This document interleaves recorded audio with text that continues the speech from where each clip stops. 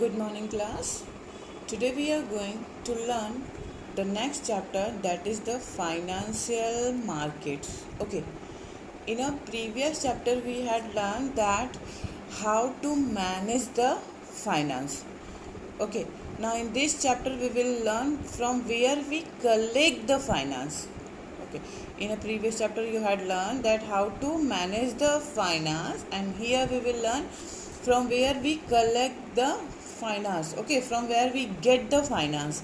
Okay, now if you want to purchase anything, where you have to go? Okay, if you want anything, where you are going? You are going for the market. Market जाते हो ना, कोई भी चीज़ अगर चाहिए होती है तो परचेस करने के लिए, है ना। इसी तरह से अगर हमें फाइनेंस भी चाहिए तो कहाँ जाना पड़ेगा? मार्केट जाना पड़ेगा। और जिस मार्केट में फाइनेंस मिलता है उसे कहते हैं फाइनेंशियल मार्केट्स। जिस तरह आपको कोई भी चीज़ चाहिए होता है तो आप उसको परचेस करने मार्केट जाते हो, इसी तरह से अगर फाइनेंस भी चाहिए तो उसको लेने के लिए मार्केट जाना पड़ेगा। ठीक है, और उस मार्केट को कहते हैं फाइनेंशियल मार्केट। ठीक, now in an economy there are two major sectors. हमारी इकोनॉमी में दो मेजर सेक्टर्स है, those who are responsible for finance. Number one is household, and number two is business firm. Business needs finance and household save finance. Business को पैसे चाहिए होते हैं और हाउसहोल्ड पैसे बचाता है। ठीक है, बिजनेस को पैसे चाहिए होते हैं टू प्रोडक्शन करने के लिए, लेकिन हाउस होल्ड क्या करता है? उसको सेविंग करता है, बचाता है। हाउस होल्ड मतलब फैमिली, हाउस, घर ना। लोग घरों में पैसा ज़्यादा नहीं खर्चा करते, वो सेविंग करते हैं, बचाते हैं। ठीक है, फाइनेंस जो है वो आपने ऑलरेडी इकोनॉमिक में पढ़ा होगा कि हमेशा बिजनेस फाइनेंस की डिमांड करता रहता है। बिजनेस जो है फाइनेंस की क्या करता रहता है? डिमांड करता रहता है। और हाउस होल्ड फाइनेंस की क्या करता है? सप्लाई करता है। ये आपने इकोनॉमिक्स में पढ़ा होगा। ये एक साइकिल है। साइकिल ऐसे है कि पहले हाउस होल्ड क्या करता था? अपने पैसे बैंक में रखता था। जैसे आपके पेरेंट्स पैसे बैंक में अभी भी रखते हैं, इतना ओपन नहीं हुआ है अभी तक फाइनेंशियल मार्केट। तो हाउस होल्ड अपने पैसे कहाँ रखता है? बैंक। बैंक इस पैसे को क्या करती है? बिजनेस में इन्वेस्ट करती है। ठीक है, देखो ये हाउस होल्ड अपना जो सेविंग करता है वो कहाँ रखता है? बैंक में रखता है। और बैंक उसको कहाँ इन्वेस्ट करती है? बिजनेस में इन्वेस्ट करती है। ठीक है, अब इन दोनों के बीच में ये जो बैंक है ये क्या करती है?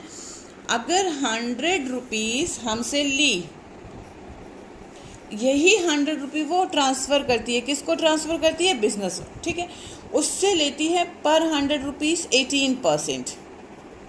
ठीक, हमें ट्रांसफ़र करती है पर 100 रुपीज़ 8%। तो बाकी का जो 10% बच रहा है वो अपने लिए यूज़ करती है। बैंक ये काम करती है। ठीक है, समझ में आ गया? इसमें अभी तक एक ही हमारे पास सोर्स था, बैंक। हम भी बैंक से लेते थे, हम बैंक में जमा करते थे, बिजनेस भी बैंक से लेती थी और बिजनेस बैंक में जमा करती थी। तो ये एक ही सोर्स था। अब एक दूसरा सोर्स आया, वो है फाइनेंशियल मार्केट।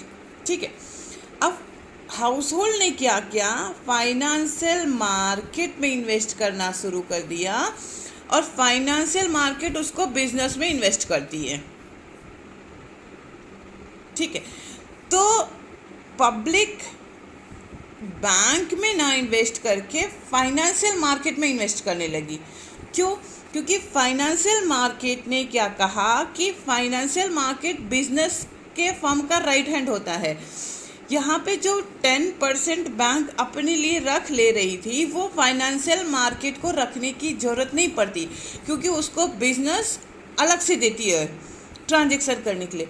इसलिए हाउस होल्ड डायरेक्ट इन्वेस्ट कर रहा है बिजनेस में और बिजनेस से डायरेक्ट अपने लिए पैसे ले रहा है। ठीक है, बैंक से जो मिल रहा था उसे वो इंटरेस्ट था, फाइनेंशियल फर्म से जो मिल रहा है वो क्या हो गया, वो डिविडेंड हो गया, क्योंकि उस हाउस होल्ड जो है वो शेयर परचेस कर रहा है कंपनी का। अब डायरेक्ट उसको 10%, 12%, 15% तक मिल रहा है पब्लिक को, इतना मिल रहा है पब्लिक को। तो पब्लिक यहाँ न जाके, यहाँ तो उसको 8% ही मिल रहा था, बैंक में तो उसको 80% मिल रहा था ना, लेकिन यहाँ फाइनेंशियल मार्केट से उसको कितना मिल रहा है, 10 to 15% मिल रहा है। इसलिए पब्लिक कहाँ जा रही है, पब्लिक जा रही है फाइनेंशियल मार्केट में। वो कहाँ से फंड, कहाँ अपनी सेविंग दे रही है, फाइनेंशियल मार्केट। द पब्लिक जो है फाइनेंशियल मार्केट में, देख रहे हो ना, इस फाइनेंशियल मार्केट आपका कौन सा है, SEBI, stock exchange board of India है ना, Bombay stock exchange board of India. तो ये सब जो है वो फाइनेंशियल मार्केट्स हैं। अब ये फाइनेंशियल मार्केट के फंक्शंस क्या है, ये करती क्या है ना, पढ़ तो लिया फाइनेंशियल मार्केट, लेकिन ये करती क्या है। जो बैंक करती थी, बैंक क्या करती थी, बैंक आपके पैसे लेती थी और उसको दूसरी जगह सप्लाई करती थी, है ना, और फिर वहाँ से इंटरेस्ट पास करती थी। यही फाइनेंशियल मार्केट भी करती है। नंबर 1 देखो क्या करती है, मोबिलाइजेशन ऑफ सेविंग्स। आपके घर से क्या निकाल रही है, आपकी सेविंग्स ले जा रही है ना, मोबिलाइज कर रही है मतलब गोल घुमा रही है। Mobilisation of savings and channelising them into the most productive use. ठीक है, वो पैसे आपके पास से ले जा रही है और उसको कहाँ लगा रही है, प्रोडक्शन में लगा रही है, बिजनेस में लगा रही है। समझ में, बैंक भी यही करती थी, लेकिन बैंक पूरा बिजनेस में नहीं लगाती थी। बैंक जैसे इंफ्रास्ट्रक्चर, कंट्री के इंफ्रास्ट्रक्चर बनाने में भी जो है वो पैसे को इन्वेस्ट करती थी, लेकिन फाइनेंस मार्केट क्या कर रही है, वो सिर्फ प्रोडक्शन में लगा रही है। क्यों, उसको लग रहा है कि देखो प्रोडक्शन करेंगे, गुड्स तो सेल होगा ही होगा और पब्लिक का पैसा जल्दी जल्दी जो है वो मोबिलाइज होता जाएगा। तो वो फाइनेंशियल मार्केट सही सोच रही है, इसलिए उसने क्या किया है, पूरे पैसे कहाँ लगाए हैं, प्रोडक्शन में लगाए हैं, मोबिलाइजिंग करिए। दूसरा, फैसिलिटेटिंग प्राइस डिस्कवरी, है ना, प्राइस आपको मिल रहा है, अच्छा खासा रिटर्न आपको मिल रहा है 20% to 15%, यहाँ सिर्फ 8%, अब तो 5% हो गया। बैंक अब 5% दे रही है, ठीक है, पहले तो 8 दे दी थी, अब 5% हो गया। ये यहाँ 12 to 15 अभी भी मेंटेन रख रही है। Providing liquidity to financial assets, ये ठीक है। अब फाइनेंशियल एसेट्स क्या होता है, जब हाउस होल्ड अपनी सेविंग यहाँ लगाता है तो वो यहाँ क्या परचेस कर रहा है, यहाँ वो परचेस कर रहा है शेयर्स, है ना, किसी भी कंपनी का क्या परचेस कर रहा है, वो शेयर परचेस कर रहा है। और वो शेयर क्या है, एसेट्स हैं, शेयर एसेट्स होते हैं। ठीक है, देखो समझने की कोशिश करना, शेयर एसेट्स भी हैं, शेयर लायबिलिटीज़ भी हैं, लेकिन दो अलग टाइप के शेयर। अगर आपके अपने कंपनी के शेयर हैं, अगर आपके अपने कंपनी के शेयर हैं तो वो शेयर लायबिलिटीज़ होगी, क्योंकि उस शेयर को हम क्या कहते हैं, उस शेयर को हम कैपिटल कहते हैं।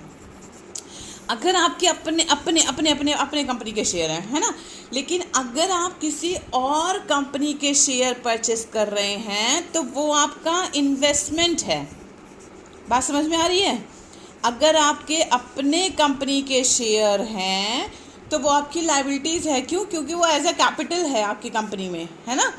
लेकिन अगर आप किसी और कंपनी का शेयर परचेस कर रहे हैं तो आप परचेस कर रहे हैं तो क्या कर रहे हैं, इन्वेस्ट कर रहे हैं, है ना। और इन्वेस्टमेंट क्या होता है, एसेट्स होता है। ठीक है, तो ये जो एसेट्स हमने परचेस कर रखा है, दूसरी कंपनी का शेयर परचेस कर रखा है, उसी को कहते हैं फाइनेंशियल एसेट्स।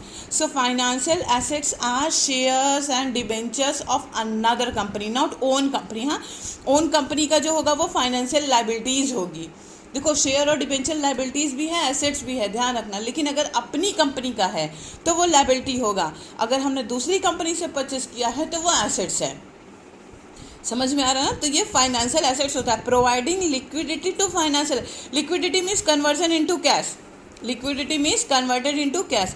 जब भी आप चाहेंगे आपका जो है वो फाइनेंशियल एसेट्स किस में कन्वर्ट हो जाएगा, कैश में कन्वर्ट हो जाएगा, लिक्विडिटी में कन्वर्ट हो जाएगा। फाइनेंशियल मार्केट ये कहती है कि हम ये कर देगी, ये उसका फंक्शन है।